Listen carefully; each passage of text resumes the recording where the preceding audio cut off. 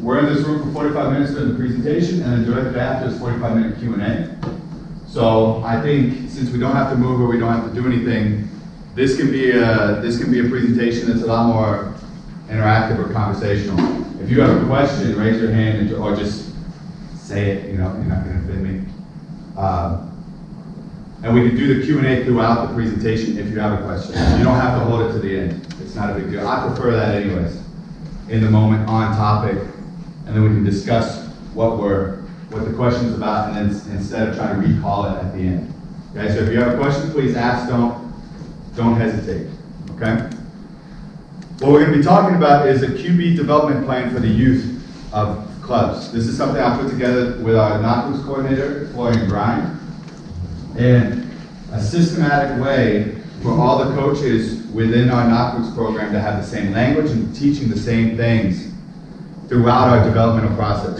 Okay, so we have expectation levels of certain age groups to be able to be proficient at certain things, and then we build on top of those things. Okay, so it's designed when we get them at U15, because we really don't start developing quarterbacks until 14, 15. When we get them at 14 or 15, how can we teach them? What can we teach them to be a foundation to build upon further?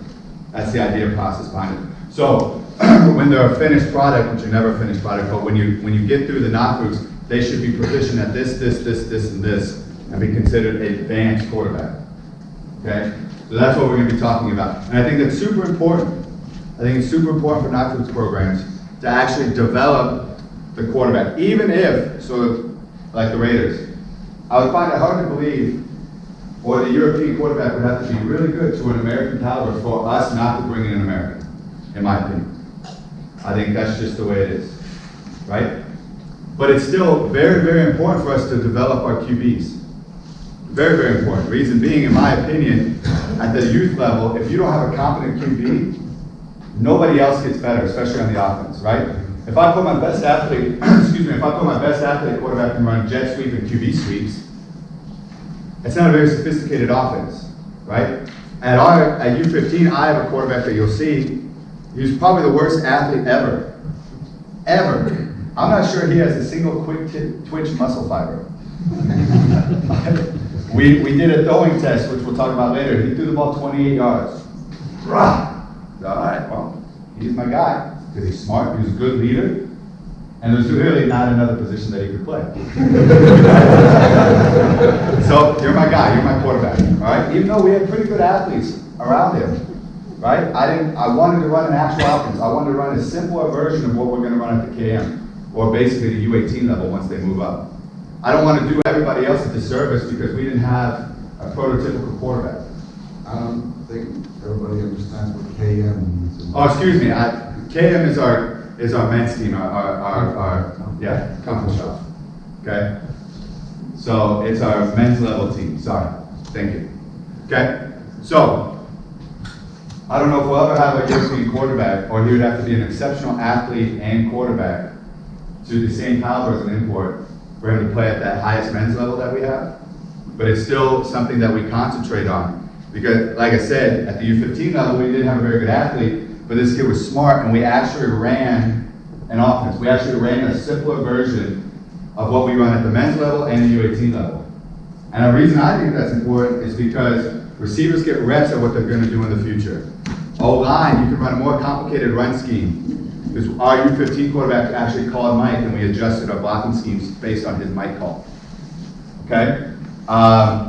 We ran more complicated passing schemes. We ran snag game, which is the basis of our men's level team. Okay? So our receivers, our offensive line, and our running backs got reps that they might not have gotten just putting an athlete running the basic offense. And in turn, I think that's important for us because then they're more ready to play at high levels. But also, I think it develops your defense as well. Your defense is not just stopping QB sweeps. They have to stop snagging. They have to stop curl flat with a back full field curl flat concept. So, or whatever the case may be, they have to stop more advanced offenses, more advanced running games, power, counter, trap. So I think in a nutshell, and I might be biased because I'm a QB, But developing the youth QB is vital for the growth of football in Europe. And that's why I'm really passionate about this, because I think we have to do it. It does everybody a disservice just to plug an athlete in there and run a basic offense. Even though it's successful, it can be very, very successful. But playing kids at a position, especially at the U18 level, just to put in an offense that's successful but basic, I think actually hurts us as a sport in Europe, okay? So even if, like my U15 quarterback, who will never play a down of men's level football most likely, unless a miracle happens, we won a championship with him. And he got everybody else better because we ran an offense and he operated. And I think he's the perfect example of what everybody can do, because everybody on your team has this kid. He's special mentally, he's special personality-wise, but physically, whew. Okay? And U15 is okay, but when you start to get a U19, so you start to still developing that quarterback, right? But basically, his hope to get, to the big level and play quarterback is small. Yeah, of course. Okay, so how you keep them motivated? Because, if a kid is smart, he's an athlete, he's always a player, he's a baller, so he wants to contribute with the team, and he's like, okay, coach, you know what? Like many athletes at collegiate level do, if I know I have a chance in the NFL as a receiver, well, senior year will be, okay, I will switch to receiver and play receiver. So, no, and we've had guys like that. Adrian Platzkammer was the junior national team quarterback. Yeah. He's now our best receiver because he wasn't at the caliber of an American, right? So that could happen. But right now, the second team quarterback, he has aspirations to be the first team quarterback, which is great. That's his motivation. We'll see what happens, right? He has work to do, but we'll see what happens. And for this kid at U15, it's still a challenge to play quarterback. No matter what level you are, it's hard, especially what we demand of the quarterbacks. They're basically doing what I do on a pre-snap and operational standpoint. They're calling mics. They're audibling out of plays as 14-year-olds, right? They're doing everything. So I think in the game, maybe later that might be a problem, but in the moment, as long as they're starting and playing games, it's always going to be a challenge, and it's always going to be a motivation to be better. So we haven't crossed that bridge yet. Maybe with the second team quarterback soon, but I think for now they just focus on running the offense the best they can, and then we'll see what happens. Who's your backup quarterback? It's the second team quarterback. Second team? Well, Adrian Platzkammer is still an emergency quarterback in game, and Ruben Saber, who's now at the last European Championship, was the starting quarterback for the Austrian team in the championship in Paris. So, does he get any game rep when you're? When the bowling team's out, he'll get in and he gets some practice reps. Okay. But mainly, he develops on second team games and practice. Yes. Okay. Good. Okay, so when we talk about this, we put them in 4 levels. We put them in 4 categories, 4 developmental stages, right?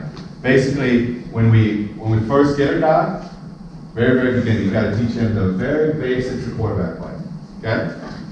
Then you step, and then advanced beginner, where you're just building on top of that, and you're building until their pursuit of perfection, right?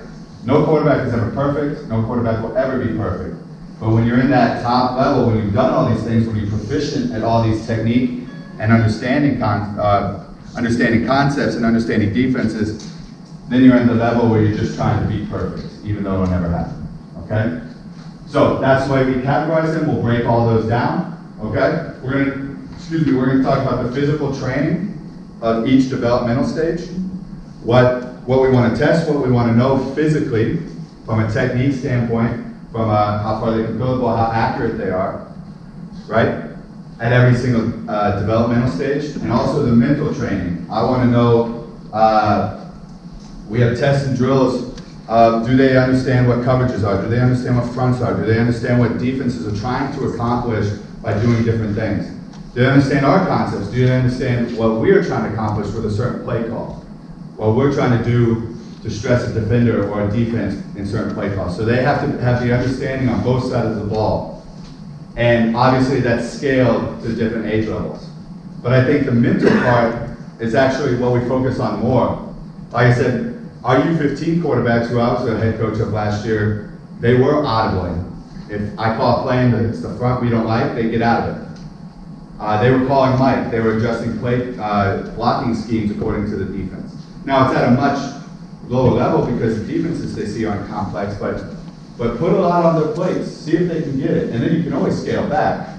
But don't automatically assume that they won't understand it. Don't automatically assume because they're 14 and 15 that they won't be able to audible. Just teach them.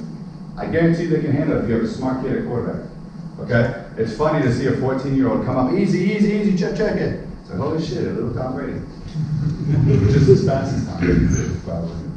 Okay? So we'll talk about how we get them to understand at those levels. Okay? Any questions so far? Good. Okay, so beginner. Okay, these are the things we focus on when we first, hey, Coach Shelton, I want to play quarterback. Okay, have you ever played before? No, super. This is what we're doing.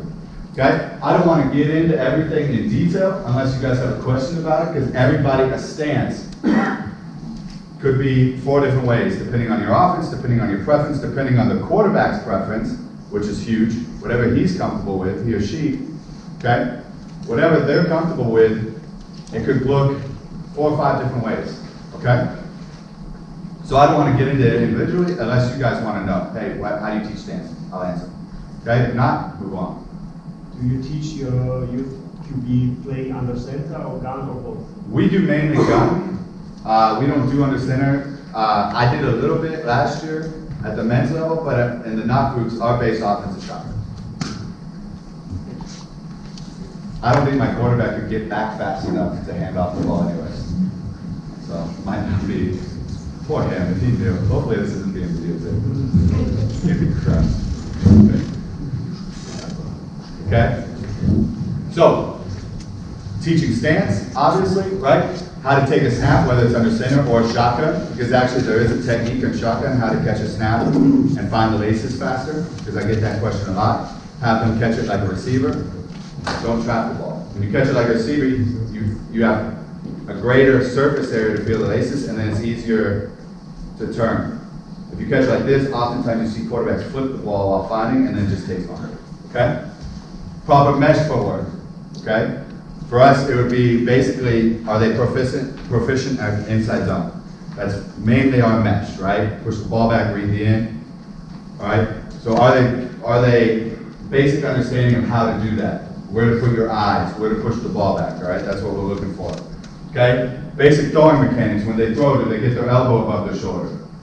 Do they rip their left arm through during the throw? Okay? Do they take a weightless step before the throw and not have a huge weight transfer? Basically, if they throw the ball and somebody sees it, do they not go, ooh, right? Like it's like, okay, that kid basically knows what he's doing. He has that basic understanding of what's going on. Those are the 3 things that are huge. Elbow above the shoulder, get the left arm out of the way, finish the throw. Okay? I have a question. You have age 14 to 15 on the stage. What's my quarterbacks, beginners or younger, 6 years to 9 years? Yeah, we don't touch quarterbacks at that age. We might do really basic stuff, but they don't get into this developmental plan until they're 14 or 15. Reason being, having a 12-year-old specialize at quarterback is not something I'm a fan of. Let him play whatever he wants to play. If he wants to play quarterback, great. You have some people who play quarterback at U11, U9, whatever. So somebody has to do that. Of course. Give it the right thing. Of course. They also play defense, they also play wide receiver, we change the around, and next year you're saying different. Of course. But I'm talking about these guys are specialized at quarterbacks. They play nothing else until 14, 15. 13-year-olds, a guy's going to come in and he's going to know how to do it, but hopefully he also plays DB. Yes. You know what I mean? So he might get into the 14 or 15-year-old age, and he might already be an advanced beginner. He might not be a beginner. But we don't have quarterbacks specialized until U15. Okay? That's a good question though. Okay? So that's why I always have the age group there. At what age, when they get into our program, when they specialize at quarterback, at what age should they know these things, right? And it'll differ from every age, but if you get a beginner at U15 or you get a guy specializing at the U15 is only dabbled in quarterback at U13, These are the stuff that I want to make sure he knows before we move on, is basically what it is. And like I said, my quarterback can't play anything else, so he's specializing in QBs. All right, so that's, but I wouldn't do that at U13. They play everything. Yeah. Anything wrong with it. Yeah. Make sense? Cadence, for obvious, he's got to be able to speak cadence, but he also has to know the verbiage, he also has to know how to audible, he also has to know to call Mike for us. Okay? And basic quick game forward. Okay?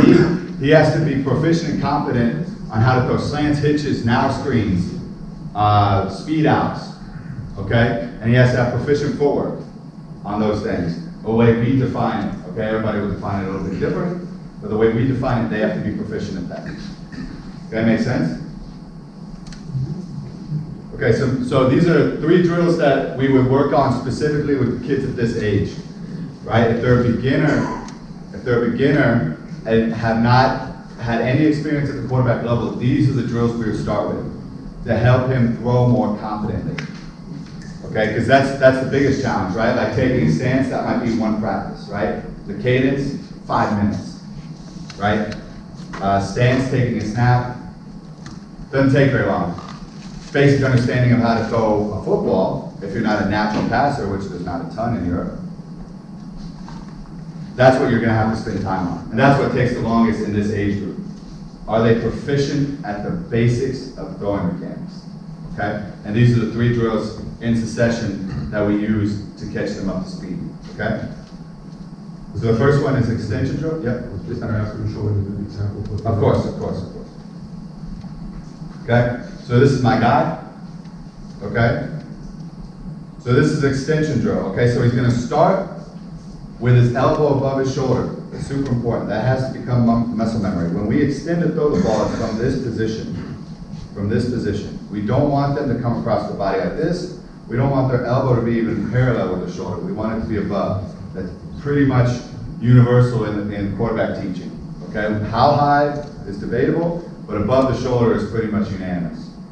Okay, so we want them to start at this position, and this drill is designed so they get used to fully extending their arm and then ripping down on the football to create a spiral.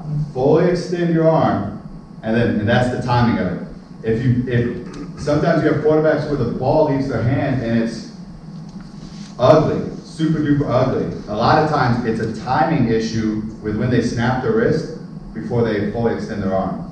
Okay? So it needs to be fully extend and then snap. And that's actually what this drill is focusing on. Okay? So from this position, he's fully extending his arm and snapping his wrist right at that time. Obviously that's blurry, but that's because it's so fast, you know what I mean? Because he's so explosive.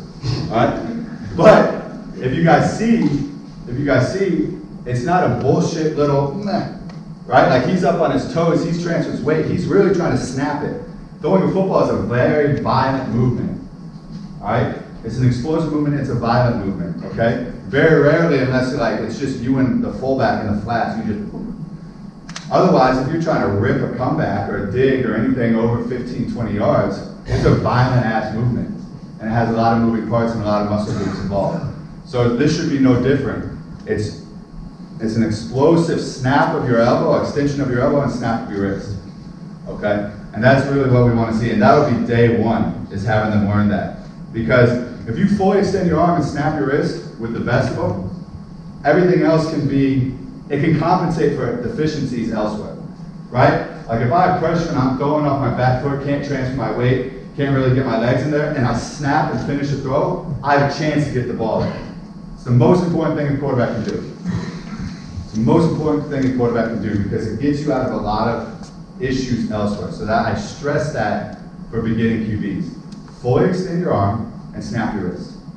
Okay? So this is a drill designed to really focus on that. Sean, Yep. I have a question. Of course.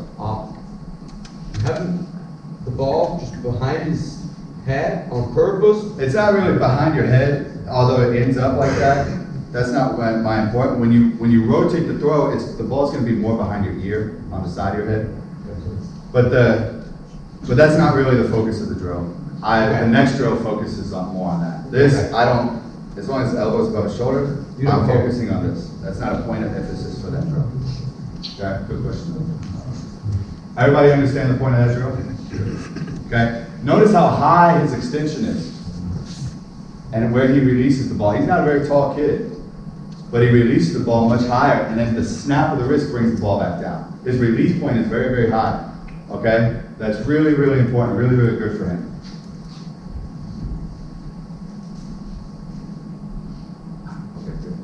Okay, this is trunk twist throws, okay? So, like I said, this is the starting position of the drill. This drill, like I said, the three things I want to focus on, right? Arm extension, fighting the ball, left arm, getting the left arm out of the way, which I think is very, very undercoached and forgotten about. You see a lot of guys go like this, right? Get that thing out of the way. You add torque into your abdomen, all right? And this guy needs all the force production he can get, okay? So rip that left arm out of the way, okay? And that's what this drill is. So you're gonna start just like he is, with your left shoulder or your non-throwing shoulder, pointing to your target. You're gonna work on separating. He probably pushes the ball lower than I want. I would like it tighter than that. But he separates, and this is what I like. That's what I wanna see. When I pause it at that point, even though he dropped the ball a little bit, he got here. Right elbow above your shoulder, left arm tight and being thrown backwards. See how it's it's hard to tell that he has an arc, but he has an arc in his back, like a reverse arc like Coach AJ talked about earlier. Just like any force production, you gotta get here. That's what we want as a QB. So he's throwing his arm here, big chest, right shoulder, or right elbow above the right shoulder, okay? That's what we're looking for. That's what this drill is designed to do. Separate here, okay? So that's actually pretty good. And then again, as we're building, drills are building on each other, full extension, snap the wrist down, okay? So I always try to teach it backwards. I try to teach the arm and the release, and then work backwards and build upon these factors. Because I think, like I said, I think fully extending and biting is the most important thing. So I'm gonna start with that, make sure they're comfortable with that, and build backwards in the throwing mechanics, okay? So another example, start here. Separate, again, he drops more than I would like, which we'll fix later, but that's not at a beginning or advanced beginning, that's not something I'm focused on, that would be later down the line. Okay, look how much fun he's having, it's great. Okay, go that left arm out of the way, it can even be tighter, but again, at 14, 15, beginner, advanced beginner, not something I'm gonna nitpick about. Shoulder, elbow at really, really good height above his shoulder, fully extend, snap his wrist down, right there, that's good, that's nice. If I was being critical, which I wouldn't be at a kid his age, is this elbow can be tighter. It can be tighter to his body. But again, consider the age level and consider the level that you're at. We're talking about a kid who's moving up to U16, and that's what we can start working on, is fine-tuning his passing concept, or his passing technique. But at this point, I'll be very happy if I ever see a 14 and 15-year-old doing drills and techniques like this. I'm thrilled. Okay? Hey Sean, one of the things too I found is that when you get that opposite arm out, Yeah. he gets those hips. Sure. that fall. So that's a factor. Oh, So it's there's a lot huge more factor. close when you don't get that. It's a ball. huge factor, because a lot of times, it's also, yeah, that's a good point. A lot of times when you have guys that leave their arms here, so when they step and throw, there's actually no rotational torque at all, right? So it looks kind of like this, and they try to turn their hips, but they can't really because they never got their torso out of the way, right? And then it's an extension and a roll of the back. And it's kind of an uncomfortable looking thing. When you do it, even if you don't know quarterback or like the details of it, you're like, something looks wrong, okay? So oftentimes when I run camps, it's like, hey coach, how do I add velocity to my throw? And it's like, okay, we'll throw a couple balls and we'll take a look. That's 8 times out of 10. It's like, well, let's start there. Let's get that left arm out of the way. All right, and then we can build on top of that. What is the reason to keep the arm tight? So because you open the chest. And so Well, we want to condense the throwing motion as much as possible, right? I was always taught you should be able to throw the ball in a phone booth. Okay? Everything that's the shorter the motion, the quicker the release. When I start doing this and getting really wide away from my body, everything takes longer, right? It takes me longer to get here. But if I'm here and everything condensed and short and have no wasted moment, the release is quicker, in my opinion. I have a good example about that. If you think about the ice skater, when they're dancing and they start to turn, they put their arms together because the center of velocity is concentrated on the body, so they can turn faster. Never thought of it like that. That's the point. Yeah. But it just, to improve the release time, to quicken the release time. Okay? That's why I don't want him to drop the ball either. It takes longer. What far away is his target that he throws to? His target on this drill is going to be 15-ish. Because you want it to be a little bit of a throw. That's what I mean. I don't ever want, unless they're like really warming up and just not loose. Man, I hate that. Because I have to question if the target is too far away, they are forced to. Sure, that's why you want to find that middle ground. 12, 15 yards is good. Because they should be able to make that throw without using their legs, which is, the legs are eliminated in this throw because I don't want to focus on them yet, on the body. But it's short enough where they should be able to make it. Good question. Any other questions on this drill? Okay. And the last one, he's not very good at it, my little quarterback, so I had to bump up. That's something we need to work on. He got a little camera shy. And so I had to call in the righty. I had to get a substitute, okay? He is not a beginner. He's probably an advanced QB the way we define our development. But just to demonstrate this drill, this is our second team quarterback, Ruben Saber, okay? So this is the way the step goes, okay? What I think is really, really important in a throwing motion, and not the most basic of movements, but I think I want to start with when I'm teaching a quarterback, is when they take their first step, when they step to the target, however big you may coach, I'm on the smaller side because, like I said, I want everything to be faster. We don't want them to actually bring weight forward with that, right? I don't want them to, that's a bad analogy. I gotta think of another one, hold on. Shoot the load is inappropriate. Roll towards you. You don't want to blow his load early, okay? So, let that sink in for a second.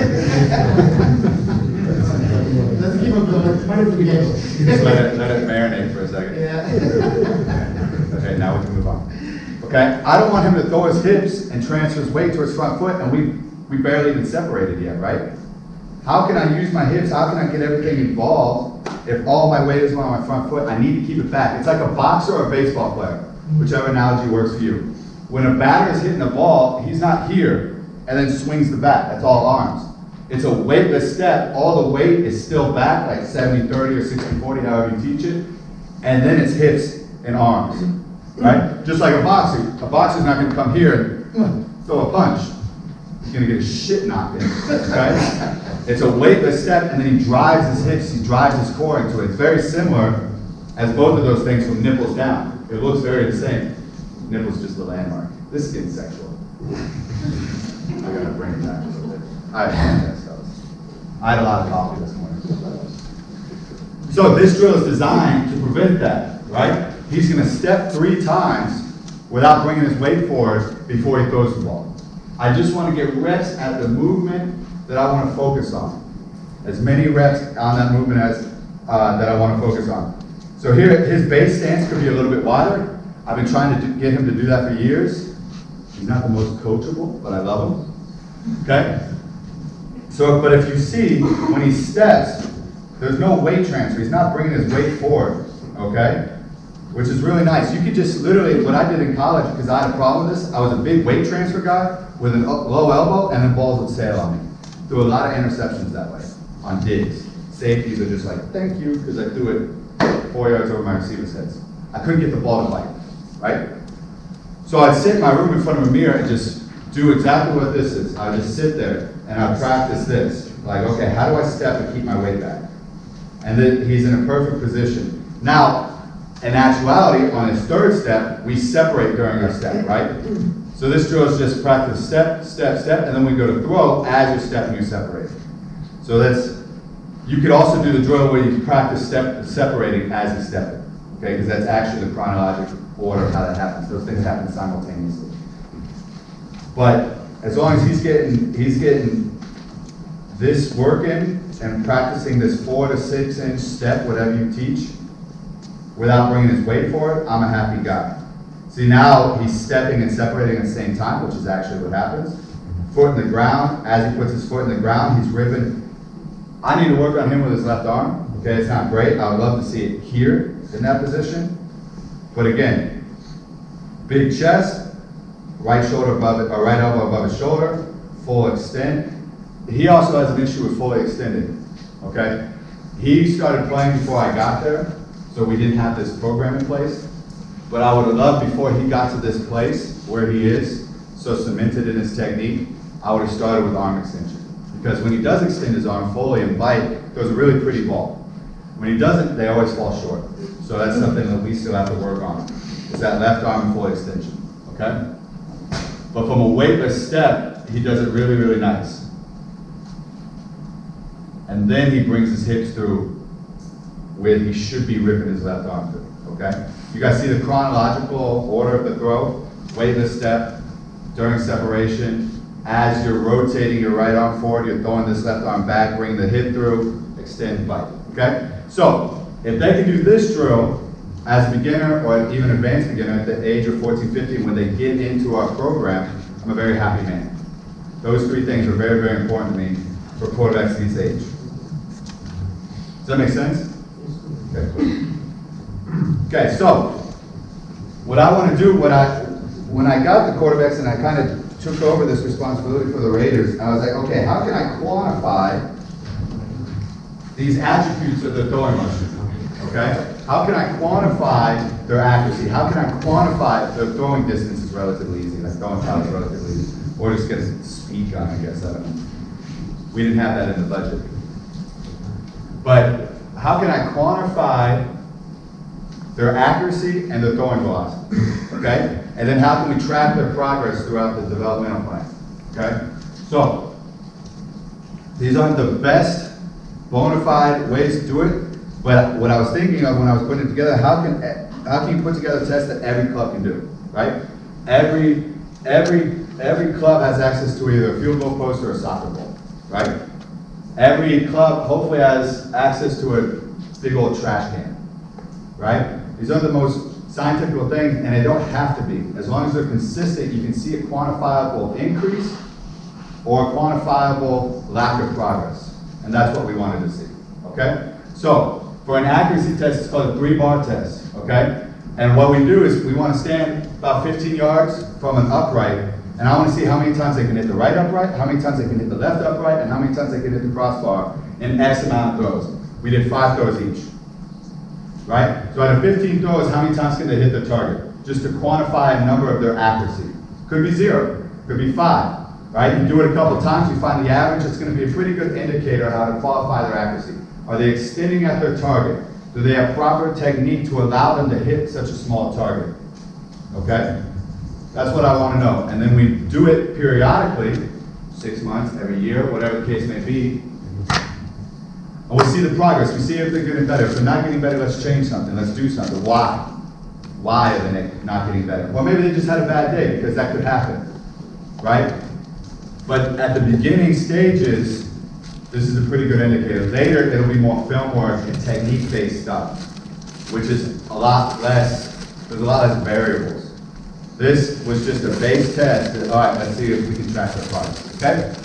Another thing that we did is deep target test. Deep. To the 3-bar test. What's a good result for it? Just I think if they hit 5 or 6 out of 15, you're okay, right? Like, I think if I stood here and did it today, on a good day, I might have 9. You know, like, if it's just a quantifiable number. You know what I mean? If it's 1, that's okay.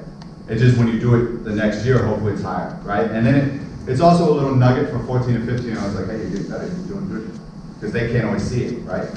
So, especially the crossbar. If 2 out of 5 on the crossbar, 3 out of 5 on the crossbar, it's pretty darn good, right? You just don't want to see zeros across the board, is basically. Anywhere from 3 to 5, I'm happy. Especially for the post test. The pre-test, we should have done. But once they've been in this thing for a year, and I've been working for them for a year, they should hit it a couple times. Okay? Deep target test, right? What everybody's seen probably on YouTube, put a trash can 20, 25 yards away, see if they have the ability to get the ball to turn over, land in the trash can. Okay? If they hit it, it's 1 point. If they make it in, it's 2 points. Okay, out of, what is it, 10 throws. Okay, again, just to quantify, are they even getting close? Are they even in the realm of being able to throw a fade on target? Okay, again, these are basic quarterbacks. These are guys that have been playing quarterback for 4 months, maybe, right? So don't have crazy high expectations. Like I said, if I had 10 throws and I was throwing into a basket, maybe I may get 3 or 4, maybe on a good day. Okay, so it's a pretty tough test, but again, it's just to see. And the other thing is too, it's not, okay, 1 or 2 and just look at tests. Are they even fucking close? You know what I mean? Are they getting there?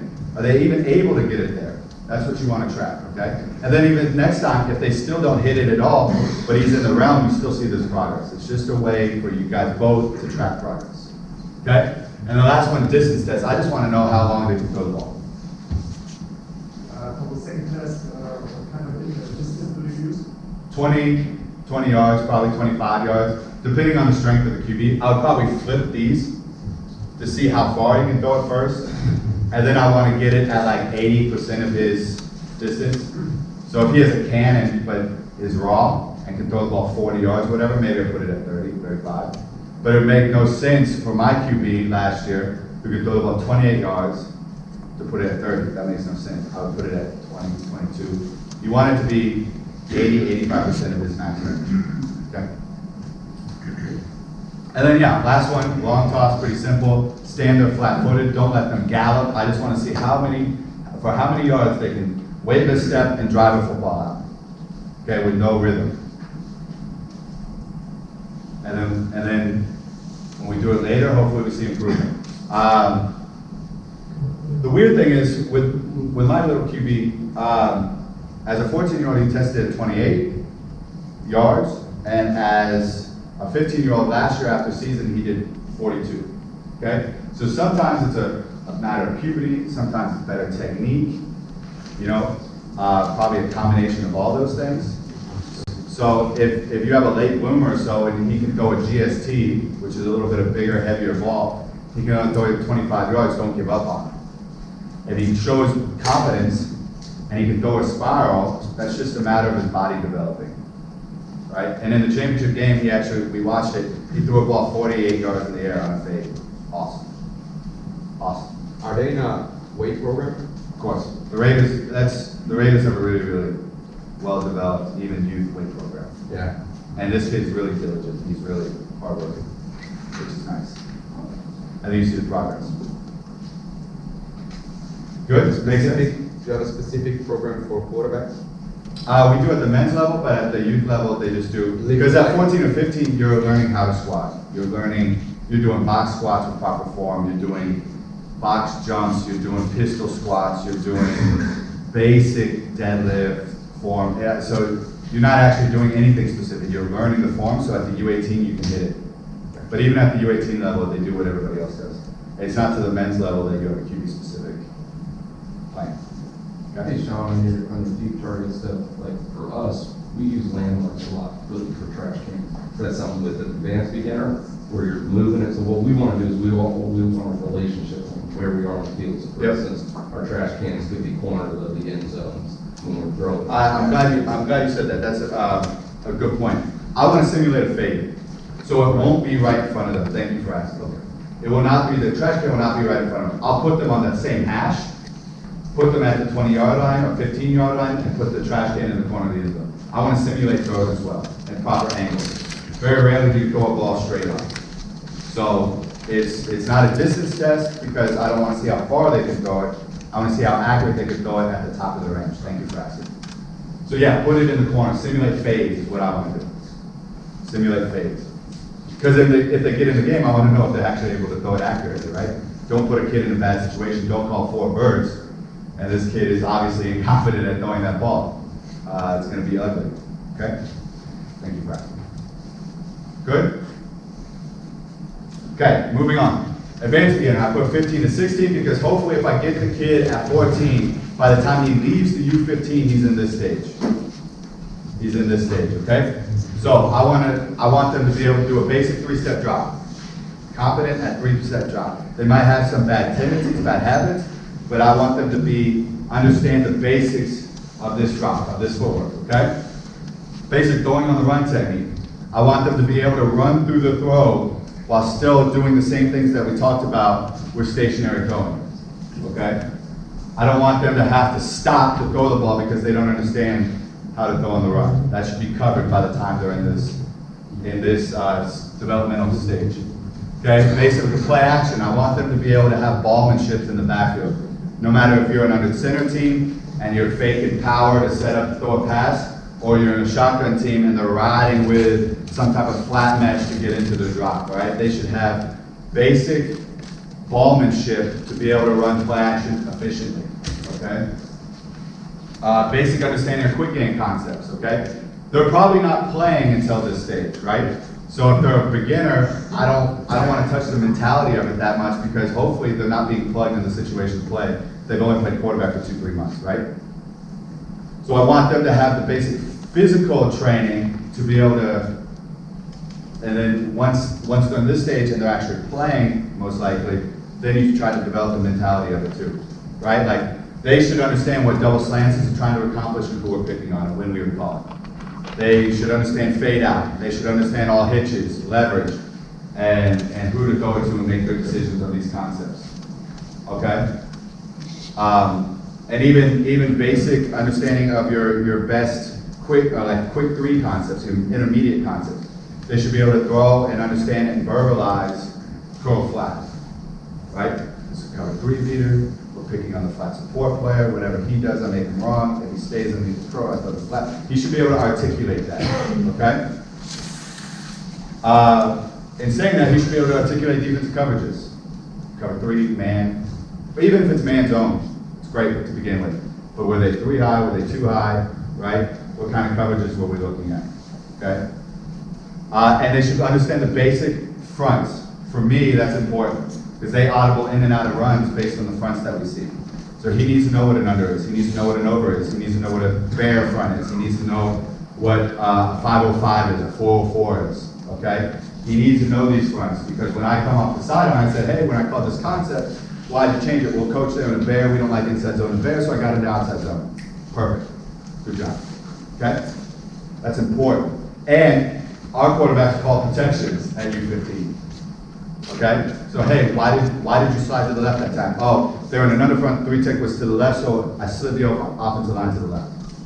Good. Good job. Okay? Not everything that you can see from the sideline, right? Like, it's really hard to see if they're in a 4-eye or a 3 on the sideline. So the QB has to be able to articulate that to you, in my opinion. Okay? Now, if they're running some type of stunts and whatever and he doesn't know that yet, that's fine. But he should be able to talk about the basic fronts, over, under, some type of 30 front, some type of bear front. Okay? That's my expectation of my QBs in this level. Okay? Questions? So, these are drills that we work on for a little more advanced, building on top of what we've already done at the prior level. Okay?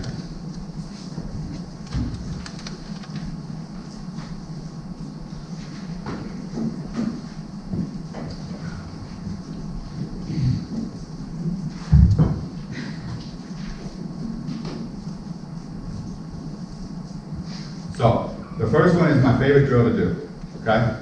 My favorite drill to do with young QBs. It's called the 3-circle drill, okay? And what we're doing, similar to the weightless step drill, we're repping a movement that I want them to be able to do efficiently, all right?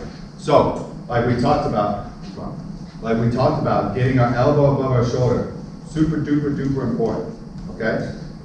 That's the basics of the throwing motion, okay? So if they do it, as a beginner, I'm happy. But now they need to be proficient at it. It needs to be rote memorization. It needs to be muscle memory. Every time they throw the ball, they do it.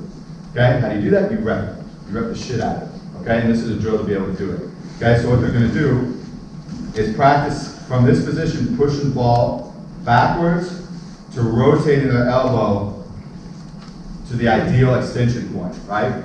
I learned from a guy in high school named Darren Slack. He's like a quarterback guru in the States, right? So he calls this position 0. Okay? This is the point of extension where you have the most power. Okay? He explained it actually it's a surgical term because that's what they put your arm in for surgery because there's no tension on the pec or the left. Okay? We want to get there. 45-degree angle, up and out. Okay? So he gets there, drops the ball, gets there again, right? And then rotate on the third time, our elbows there, full extent, bite the ball, okay? It's just repping that. It's a really great warm-up for no matter what stage. I still do it to warm up, right? Now, he's still learning at it, he's still getting better at it, because what's happening is your elbow's not coming forward. You're actually, like, if I were to have a marker on my elbow, it's not circles I'm drawing. It's really a half circle. It's here, and once I get here, I just kind of drop it down. I don't want kids to get into this habit, okay? And they really don't, because they never get to that point anyways. They're extending on the throw. But having your elbow come forward is irrelevant, okay? What it really should look like is here, down, here, extension, okay? And once you get good at it, I'll play it in full speed for him. See, he's pretty fluid with it, because he's done it for 2-3 years now, okay? But if they're beginning, if they're just starting doing it, oftentimes they look like, okay, yeah, okay, got it there, okay. And it's not fluid yet. And then as they get more comfortable, it looks more like this, okay? Makes sense? I want to rep that motion. I want to get 3 reps at getting your elbow above your shoulder on every throw.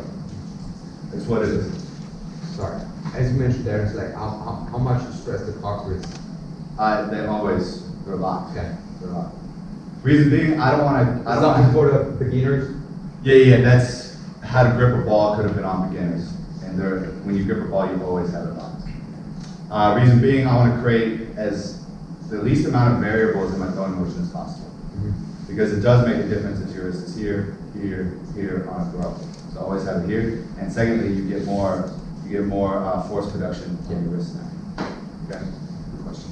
For grip, and that would be first part. Okay. Questions?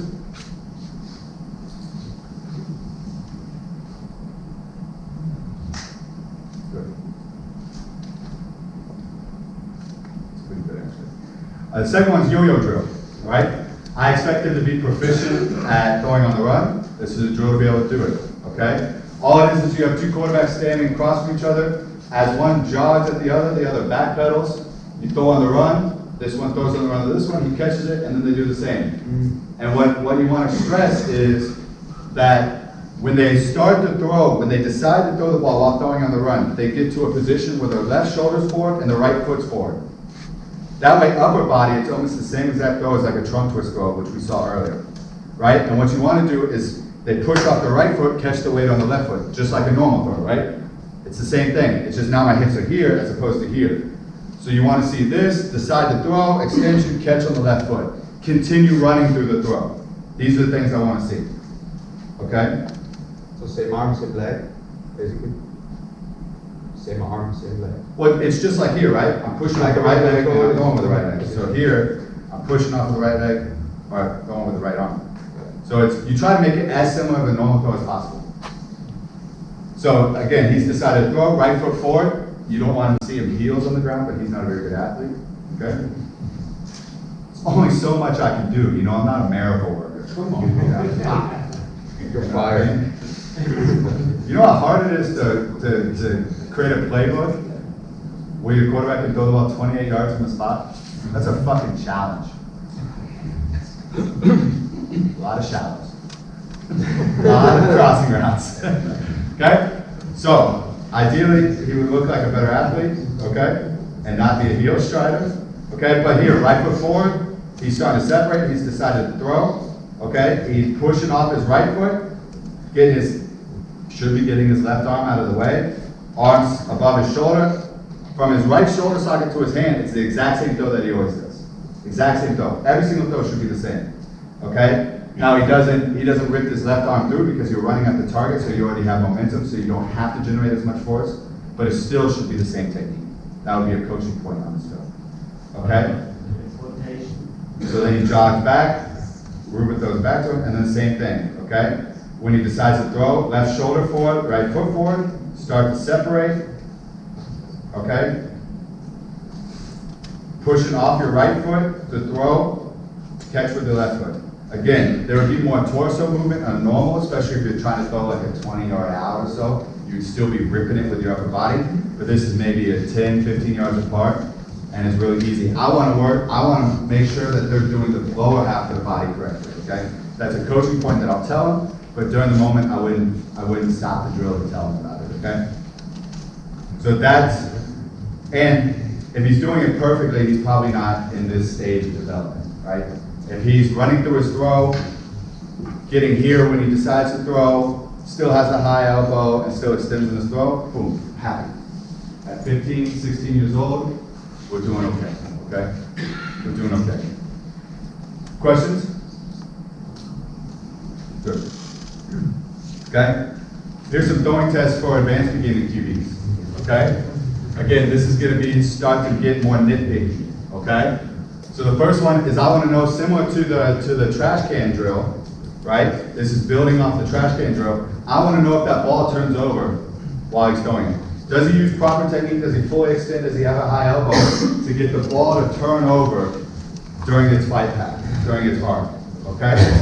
So how I test that is we get 20 yards away from the goalpost again. It can also be a soccer goal, okay? And I want him to be able to throw the ball over the crossbar of the soccer goal or the goalpost and getting as close to the goalpost as possible, okay? And so what I'll do is I'll stand underneath the crossbar, whether it be soccer or American football, and I'll take one big step back. And when he throws it, I should be able to catch it, right? So that's the goal. That's the goal, to get it over the crossbar, but bite down enough where a person standing one giant step behind the crossbar can still catch it, right? I don't care if you can throw like this and the ball goes forever, because that's not really practical, right? You don't throw a ball like that. You need to get the ball to bite down, okay? I threw a lot of interceptions in college doing the same thing, so I learned it the hard way, okay? If you don't get the nose of the ball to turn over, it's hard to be as accurate as you should be, okay? So this drill tests that. And you can watch the flight path of him if that ball turns over and if you're able to catch it, okay? Because when you do catch it, obviously the nose of the ball will fall right into your hands, okay? The important thing is that you're able to catch it, or the person's able to catch it, and the ball gets over, okay? So 1 point for accuracy of the throw, catchable, and 1 point for the ball turning over, getting over the crossbar, okay? Make sense? Now again, this is a quantifiable figure. You don't have to do it this way. You can just watch him do it, and if he does it successfully, good. But again, I was always looking for quantifiable ways to evaluate my QB's techniques. What coaching cues do you give quarterbacks when balls not turning over? Oftentimes when balls don't turn over, they're not snapping the wrist at the end of the throw. They often have a low elbow, right? It's really hard to get the ball to turn over from here. I really have to get on top of my throw, okay? So oftentimes it's a right arm extension, finishing the throw type of assessment. So if they have a high elbow and they're fully extending, I think from my experience with the Raiders QBs, the ball turns over. When we start dropping our elbow and we don't fully extend our wrist at the end of the throw, oftentimes the ball kind of floats like this and never turns over. So for me, it's a elbow and extension assessment. Anybody else? Good question, Rick. Throwing on the run, okay?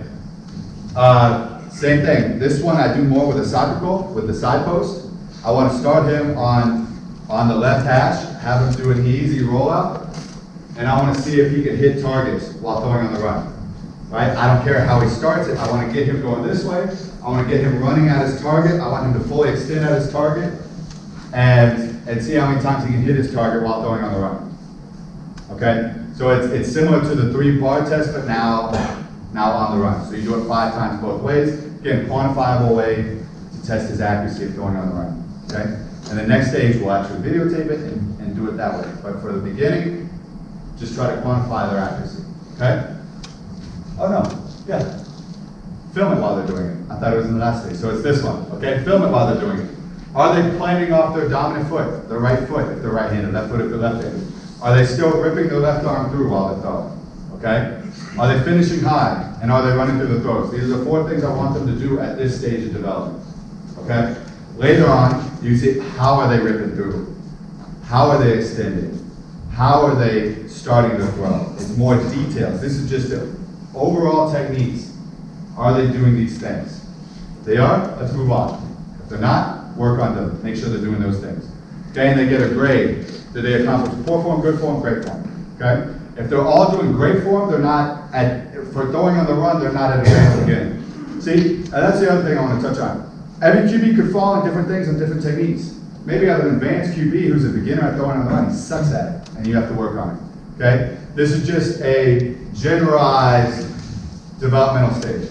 But a QB could fall anywhere on these things. Maybe they're great in the backfield with their ballmanship, but they have poor throwing velocity because of technique things. You know, they don't. It's not. Hey, this kid is the best beginner. Every technique that he has. That's probably pretty rare. Some QBs are going to be better than other things. Okay, so they could still be an advanced beginning, but still be really great at going on the run. So you have to highlight those techniques that they're good at. Okay. Okay? Film their arm mechanics, right? Film them perpendicular to them. I want to see their chest while they're throwing, just normal step and throws, okay? Do they take a short step or do they overstride, okay? Do they have a weight transfer at the appropriate time, right? Weightless step, then weight transfer, not weight transfer on their step, right? Do they have level shoulders or their shoulders out of whack when they're coming through? Do they dip their back shoulder, okay? We don't want that. Right, do they have big chest with torque? Do they rip that left arm through and they have big chest? Okay, and do they have a high elbow? At these stages, okay, these are what things I want to see. So from building on beginner, level shoulders wasn't in beginner, I don't care about that in beginner, if they're just learning, okay? And do they torque the throw? Meaning, do they get their hips involved? Okay, do they start driving with their legs? Do they start driving throws out there? Okay? That's not something I would focus on as a beginning QB, but an advanced beginner, when they've been in it for a year, 2 years now, these are the stuff that I should start seeing. Okay? And forward. They should be proficient at a 3-step drop, right? Do they take a false step? How big is their first step? Is it appropriately sized? Right? Do they take their second step to get their hips in a position to throw right or left? Okay? And do they come to balance on their third step, or are they out of balance and have to hitch no matter what? Right? Those are the things that are important to me at this developmental stage. They should be able to do all of these things, at least basically, okay? They don't have to be experts, but do they understand the technique and can they do it proficiently, okay? Questions? Should we take a break, or you guys good? I'm good. I've been out for an hour. Huh? Yeah. Mental test for advanced beginners. Okay? Now this is a bit small, but I'll talk about it because it's hard to fit everything in. Okay? Can they identify coverages on just a handout, right? If you give them a handout and say, hey, identify these coverages, do they have the basic idea of what to do, right? So then you have a list here. So the line underneath, they identify the coverage, right? Top left, cover 4, cover 8, depending on your terminology. Top right, cover 3, cover 2, cover 2 man, cover 0. And I guess that's Tampa 2 with the middle runner, or whatever, however you verbalize that, normal cover 2. Can they identify that? Do they know the differences? And then at the bottom, there's 3 passing concepts that will be effective to determine to the specific coverages, right? Cover 2, do they know cover 2 beaters? Do they understand what those are? Do they know smash, and can they articulate why smash beats cover 2 stereotypically, right? Can they identify man and talk about mesh or shallows or rub concepts and why they're effective against man? And so on and so forth, right? How much time do you take to teach that point? Like if they know coverage features. If I'm going to test them on it, normal practice, like 2 or 3 times a week. So how much time do you take for that if they know coverage features? about an hour a week. About an hour a week. We have a QB school where we'll do an hour in the classroom and an hour in the field weekly. So at this stage, how we touch on this for maybe 2 months or so, and they should be. But if they actually play and you're talking about your playbook, it should be indirectly teaching this stuff, right? Like, hey, this is a smash concept. We like the smash concept against cover 2. This is why I call it. When you call it, pick on the corner. This is so it should be indirectly if they're in season and you're teaching your playbook of why you call something or why this certain concept is in the playbook. So So it should be indirectly. There are books that you can suggest that teaches this, because I've played football for 20 years and I hardly ever heard my name of it. Really? No, I don't have anything for you. Does anybody know a book that talks about fundamentals of defense? You can use cards. You know, like, Sure, but to teach coaches, for coaches, right? Yeah. Yeah, but this helps them also too. Helps quarterbacks for sure, but if the coach doesn't know the, he's wondering where. yeah, like a resource that you can have. You're looking for a resource for coaches, right? Correct. Yeah. To identify defenses or Correct. To identify and be able to explain coverage. I think the best way is just sit down with somebody that knows the game and go over it. is that? There's gotta be a resource, you know, I don't have something for you though, because it's just something that's been ingrained in me from playing, but there's gotta be something, I just don't have it for you, okay? If you don't play at a high level, you say it's most of the time only one coverage is relevant.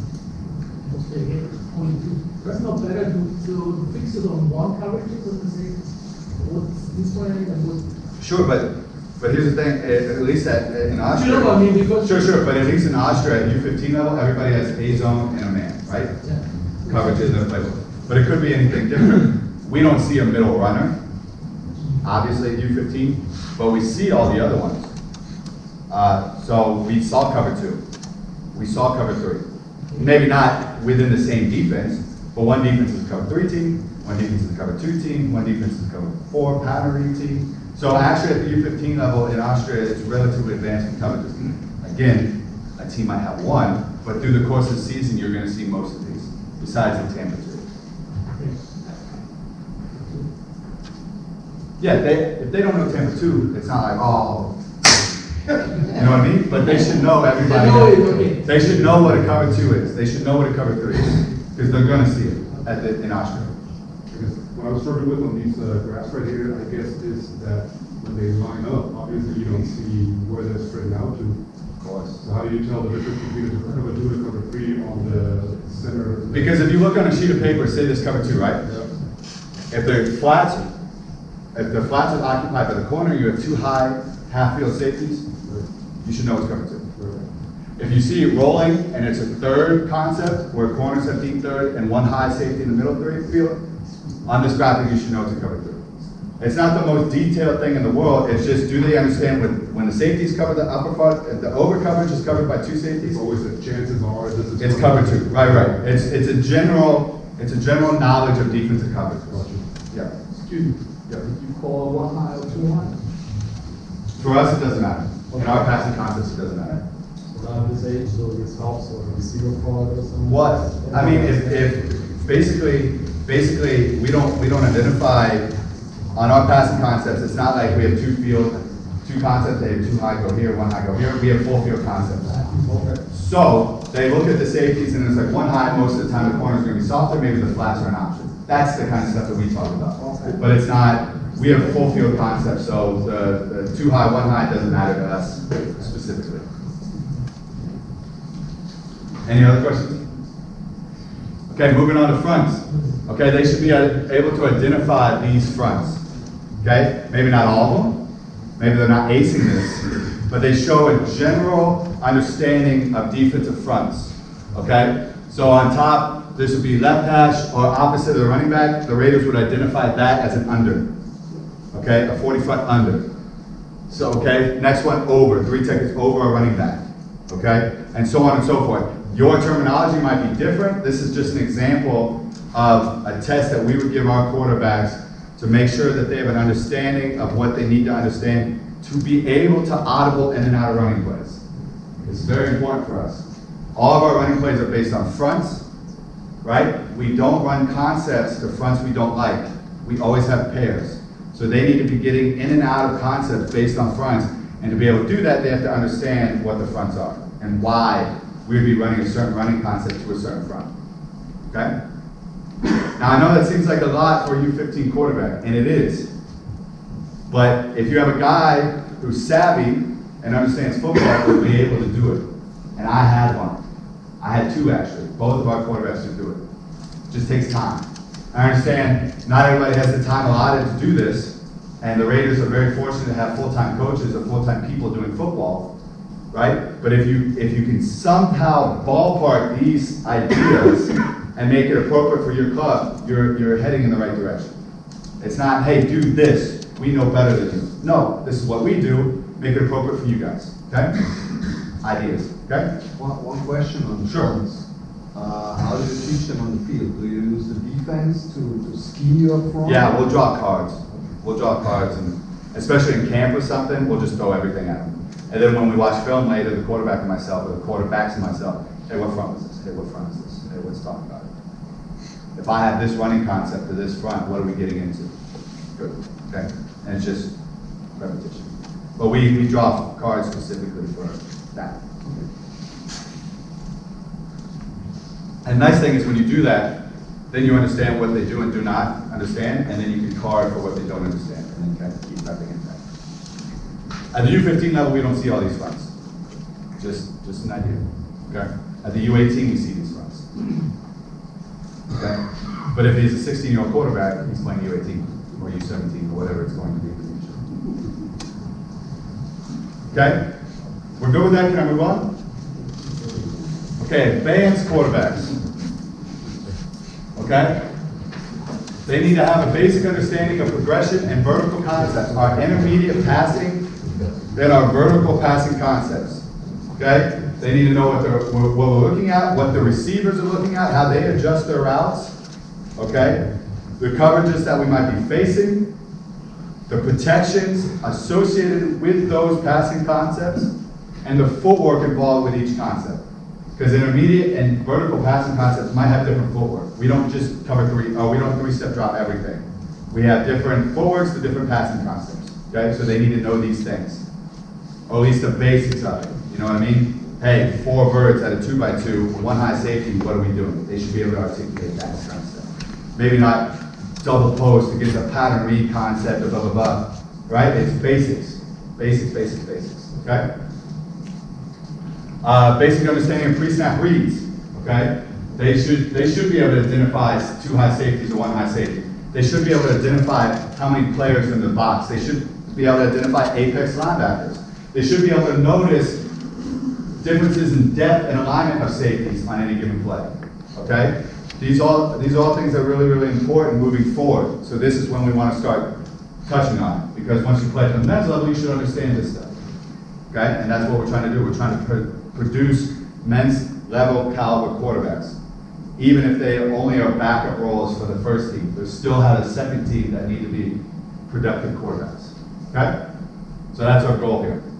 Basic understanding to move and escape the pocket, which is techniques in itself. We start touching on that at this portion of the developmental stage.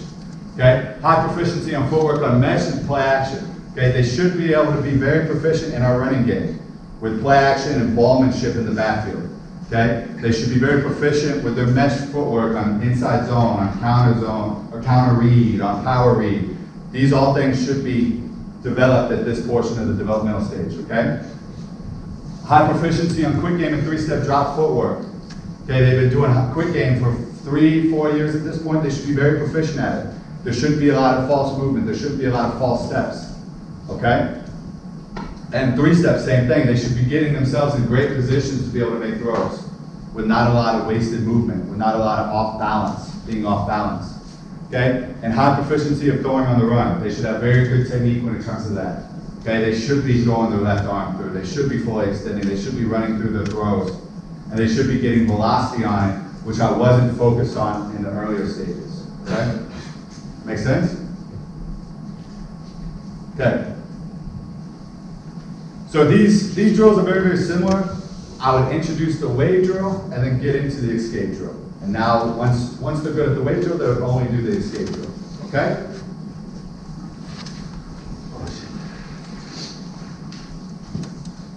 This was supposed to be a 45-minute presentation. No way that was going to work. Yeah, that was lucky. Lucky. Could you imagine packing up and trying to move to a different room right on the presentation? Good? Okay. So these are the, so we would introduce this by progression, right? The weight drill, and it's called a bunch of different things, but it's basically being able to do a 3-step drop and move through your progression, right? Being able to have proper footwork to make throws throughout your progression, okay? We don't want to see them doing the 3-step and then hitching up through the progression and then trying to throw the ball 3 yards, 2.5 yards behind the line of scrimmage.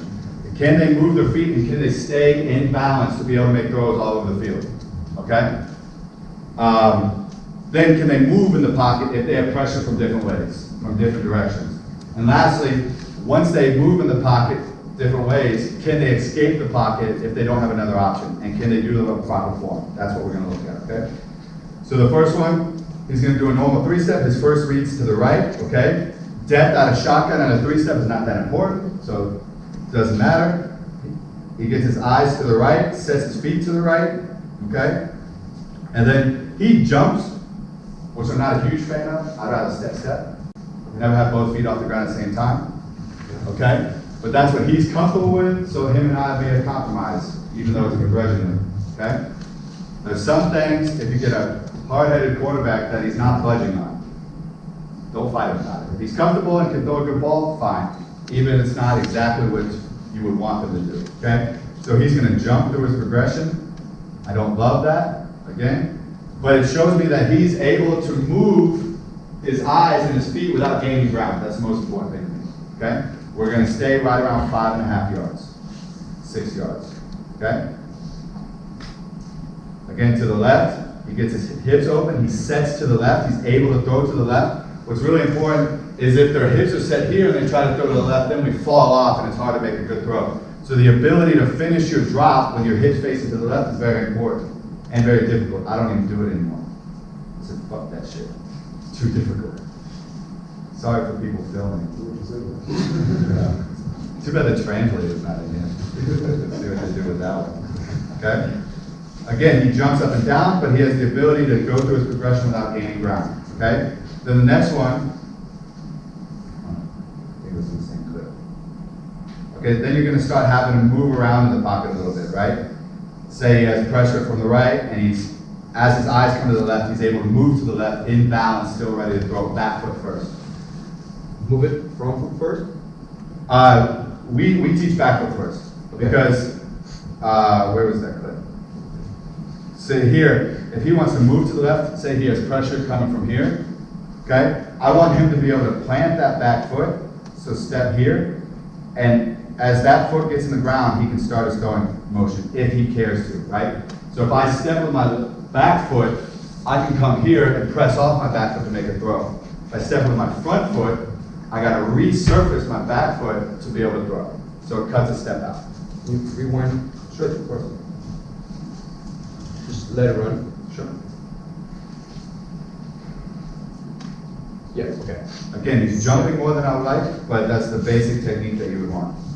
Okay, same thing here. When he scoots to the right, and it's hard to simulate like without an actual rush, which we'll get to. That I want to see that back foot planted, so if he wanted to, he can step and throw right now. Okay? And then you get into the escape drill, okay? So you have him move around in the pocket just to make sure that he has the basic form of moving his back foot first in all directions, left, right, forward, backwards. Okay? And then at a certain point, that was actually a fuck up, so disregard that. Okay, so you're going to have him move around in the pocket, and then at a certain point, you're going to tell him get out left, which we spin out. Yeah, left, which we spin out. Right, we push out and pull the ball away. Front left, we dip our front shoulder, pull the ball into our belly, get flat down the line of scrimmage, and same thing to the right. But to the right, we're actually going to flip our shoulder, because hypothetically you have an uphill rusher here, you're going to flip your shoulder, get the ball away from any potential threat, and then get out flat. Okay, so we're going to teach those techniques. He needs to be proficient at those techniques during this developmental stage, and then this is how you drill it. And as you get better at it, you add a rush. And you tell the rush what to do, and he reacts off the rush, okay? So you have a defensive end to the right here and say, hey, attack his upfield shoulder. As he comes through the drop, the DN attacks his front field shoulder, doesn't push off and get out of the pocket with proper form, okay? But for now, I want to see him move in the pocket. Is he moving back foot first? See, there's not the best. I don't want to see his feet come together like this before he moves. Okay, just a teaching point. And then, does he have the proper technique when getting out of the pocket? These are the things I want to focus on. Adding the rusher is once they're competent at these things. That would be a next jump up. Okay? And then you can add a receiver behind you, so when they do break the pocket, you have a receiver that he can throw and run to, which is also building on what we've already done, right? Okay? Another example, he's going to move in the pocket. I had him move in the pocket for longer than I normally would, just for the sake of the video. But normally it's all right, get out, because try to make it as game realistic as possible. Okay? Again, he jumps too much, but it is what it is. Okay, and this is an exaggerated thing. He was trying to put on a good show for the video. We would never do this, but it's just showing you the idea. If I get an outside rusher from my right, I want to flip my shoulder, get low, bring the ball in my belly, and then get out and raise back up and look for targets, okay? Again, that's a little too much. He looks like a speed skater. When do you teach that technique? At the advanced, What kind of rush? If he's going to get out underneath, it's like you have a B-gap opening because you have a C-gap rusher. So a lot of times if you have like a 40 front, you have an A-gap rusher and a C-gap rusher, and they don't stun, right? And the C-gap guy does a good job on your right tackle and gets around him. You want to get skinny here because he's probably getting rode upfield by your right tackle. And he's probably trying to stop at the ball if he's a good DN, so you want to come here. There's an opening in your B gap, and then you get out and pop back up with extra targets. Okay? So again, at this developmental stage, he should be able to be proficient at these things. Okay? Questions? Holy shit, I'm getting tired of talking, huh? Test for advanced QBs. Okay? These are more offensive playbook dependent. Right? Our QBs have to identify Mike, they have to audible, they have to do all these different things. You have to be able to make sure that they know it, okay? And they also have to be able to be competent at pre-snap reads. Go through your pre-snap reads. We teach it with narrow view and wide view, okay? You can teach it however you want, just make sure they know it, okay? Apex linebackers, okay? They have to, why does the defense apex the linebacker out? What are they trying to accomplish? If he's inside or outside of your slot receiver, what's the difference? Why is that important? These things they should know, okay? Potential coverage you'll see in a one-high shell, right? Pretty easy. Potential coverage you'll see in a two-high shell. They should be able to list the coverages and identify if they just want to line up in two-high and line up in one-high, what are you potentially going to see? These are things they should know at the U18, U19 level, okay? What's the wide view and narrow view? That's a completely another hour. It's just how I teach pre-snap read. Wide view is this. Just quick. Wide view is how many people in the box, how many safeties are. Narrow view is what's the apex linebacker doing, the differences in safety gap. And via those 4 steps, I should be able to break down the potential coverage. Wide view, the whole. It's basically the whole picture. It's how Bill Walsh taught pre-snap reads. It's all it is in a nutshell. Okay. Good.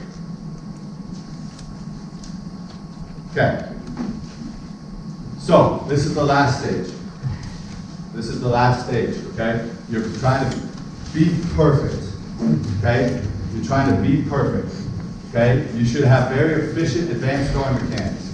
You should have very little wasted movement. You should be able to be very accurate, very consistent with your mechanics, okay? Advanced understanding of progression and passing concepts. You should be very comfortable within your offensive playbook. You should know why your offensive coordinator is calling a play in certain situations, certain down and distances, certain parts of the field, right? You should understand defensive coverages that aren't basic coverages. You should understand patterns. You should understand half-field coverages when defenses split their coverages to field and boundary, okay? You should understand fronts and blitzes. You should understand how to call protections, where your protections, where you're safe, what your hots are, how to react off hots, how to change your protection in our offense, how to change your protection to better suit what blitz or front you're getting, okay? You should be able to be very, very, very comfortable and proficient at all of these things, all right? Now, you're never going to be perfect. You're never going to be perfect at any of these things, but you should be continuing to work to get as close to perfection as humanly possible. Okay? Did you already get a European quarterback to that stage? No. No. This is American imports. If you hire an American import, they should be at this level, right? They should understand defenses proficiently. They should be able to pick up your offense relatively easily. They should have great mechanics. They shouldn't miss throws because of mechanics. They should miss throws because of timing issues and comfortability, right? When you hire an import, he should be in this level. And when Europeans play, it's because they're as close to this level as they can get, so you can afford not to bring an American quarterback. But, I mean, you know as well as I do how many guys get to this level. Okay? It takes a lot of time, is the reason. I think Jordan is probably the only one who's gotten guys to this level. And it's taken, he was at Vienna for 5-6 years, he was at Swedish now and Marco was actually kind of developed before Jordan got there, he just put him to the next level. But it's very difficult to do. It takes a lot of time. That's why it takes a development plan starting from 16. I hope the 22 that they're nearing this level. Okay? Questions? How do you tell the guys that it takes time? How do you make them understand? Because now society is like everything right now. Yeah. Everybody want to be right now the superstar. You get me? It's really hard. It's really hard to tell QBs to be patient. But it's even worse here. It's even worse in Europe. In America, especially when a kid goes to college, especially at quarterback, it's common to not play for 2-3 years. It's common to practice for 2-3 years. I redshirted. I got to sit out and watch a full season. Hugely beneficial. That's not uncommon. Here it's like, oh, they have to get games, Well, sometimes they're not ready to play games, especially at the quarterback position, right? And actually playing them too early can be really negative, really bad for the development, okay? So it's really hard, but you just got to keep preaching that be patient, and show them progress with these other things, but to keep them motivated. But you just got to be patient. Okay? But I don't have a specific tool besides say, hey, you're going to be patient. Okay? I'm almost done, guys. Stay with me. Okay? First thing you can do for quarterbacks that are in this developmental stage, just have them get comfortable with their progression reads. Have them be able to do it in their sleep, right? Have their feet in rote memorization with their eyes, right? And do that. Just run Skelly, run passing concepts. Just get reps. Okay? Reps a pre-snap read. Have them watch film with them and have them go over, pause it before the snap and say, hey, what are you seeing? Okay? Why are they doing this? Why is one safety higher than the other? Why are they outside the hash? Why are they on the hash? Why is the apex linebacker inside, outside the hash? Okay? Why on one play was he head up on his slot, and why the next play was he inside the slot? Have them be able to see patterns. All right? Just watch film and say, hey, that's different. I see that. Okay, why? Why would you think that's the case? Why do you think the corner would change technique? Okay, they should be able to understand these things. Okay? And understanding the audible at a very high level. Not just, hey, we call it inside zone, that's a bare front, outside zone. They should be able to get in and out of plays based on blitzes, based on coverage packages. They should understand all the adjustments of routes proficiently and have it like that.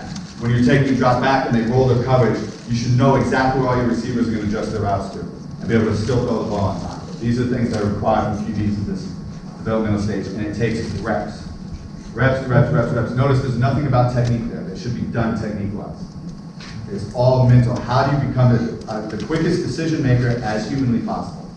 That's what we're working on. Okay? Leadership training. Okay? They need to understand that they're the face of the offense. Okay? They need to understand that when shit's not going right, they are the guy everybody leans on. They're the guy everybody looks to. They need to understand how to motivate players, how different players are motivated differently. Okay, all these things they should be able to understand. Okay, and lastly, and I understand that's misspelled, but I didn't have time to change it. Okay, don't judge me. Out of all the slides, one word, I'm pretty happy. Okay, sports psychology is something else that you can look into. I dabbled in that last year, and it's super beneficial for me. Right? It just helps you clear your mind. It helps you get rid of all the other shit that goes on playing quarterback, especially if you're trying to compete at the highest levels of Europe. How to deal with amateur athletes, correctly because you're paid amongst volunteers. How to get the most out of them. How to block out negativity amongst your coaching staff. Okay? How to deal with these things as a quarterback, be able to block it out and perform highest level for your club. Okay? That's something I strongly recommend. I went into it actually not knowing what to think and just said, fuck it, I'm going to sit down and tell them how I feel, and it's super beneficial. I had my best season yet last year, and it's not because I'm in better shape or I know the offense better. It's I had a clearer mind, I had a purpose. I was motivated to dominate more than ever before, and I credit seeing my guy Tom more than anything. That's the only thing that changed. Okay, so I highly recommend that. Even for import American quarterbacks, it can be very beneficial. Okay? So again, there's no technique up here. They should be finished products technique-wise, or as close to finished products. Just fine-tuning things. This is all mental leadership ability. Okay? Tests you can give your quarterbacks. This is a test of how I did national team quarterbacks in Austria. Okay, give them a tight view. Have them go through the pre-snap reads. Have them go through fronts. Have them call, who's the mic? What's the protection call? Why would you call it the protection call? You can do this all with Google Form electronically and give them homework. Even your American imports. They aren't shit to do anyways. Give them shit to do. Make sure they understand. Make sure they're earning their money. Okay? Make sure they're earning their money mentally. Make sure they're putting the work in. Okay? It's really easy to do. Just take screenshots from a huddle and put it in Google Forms. Who's the mic on this call? We call Mike that changes our pass protection and our running protection. Who is that? You should know that. You should be 100%. If I fuck up a mic call, I don't get madder at myself than when I fuck up a mic call. Because that should be 100%. I'm going to miss throws. Everybody is. Everybody's going to drop a ball. Everybody's going to miss a block. Mentally, pre-snap, I should never be wrong. Ever, ever, ever be wrong. Okay? I take that to heart. Okay? And you can just go through and do all these things. Especially at a national team, or if you don't have a ton of time, where you get a quarterback in, I don't know, a couple weeks before your season starts, give them this stuff in January. As soon as they sign, start giving them this shit. Make him do it. Okay? Even if he's not being paid yet, it's important. Okay? Because if they come into camp knowing their shit and ready to roll, it's going to be impressive for everybody. Okay? It's going to be impressive for everybody. That first impression is going to be really positive. Because we've had imports in the past show up and not know jack shit, and as competitive as the Raiders players are, they're going, why the fuck are we paying this guy? Super important. Give them to them. Make sure they do it. Okay? So that's just an example of how you can test guys on the advanced portions of a defense and your offensive playbook and make sure they understand it. Okay? Hey, Sean. Yep. Use what? Google Forms. Google Forms? Google Forms. It's an online test. You send them the link. They do it. They submit the answer. You get an email with their answer. And then you can see if they're right or wrong. Nice. Really, really easy. Questions? Are you guys done hearing me talk? Do you use that for installs too? You can. You can use it for everything. I've only used it for the national team because it's been long distance. Otherwise, I would just bring them in. But for some of you German teams where you have a player radius of 2.5 hours and you don't always get to get them here, you can do that for game planning. Where you can't get so much together. You get Exactly. In Innsbruck, all of our players live 15 minutes from the stadium, so you bring them in often. But for you guys, you might not have that luxury, so this is a good tool to use. And that's for all positions, not just QBs. It's just that's what this is about. Okay. Thanks, guys. I'm done talking. Here's my contact.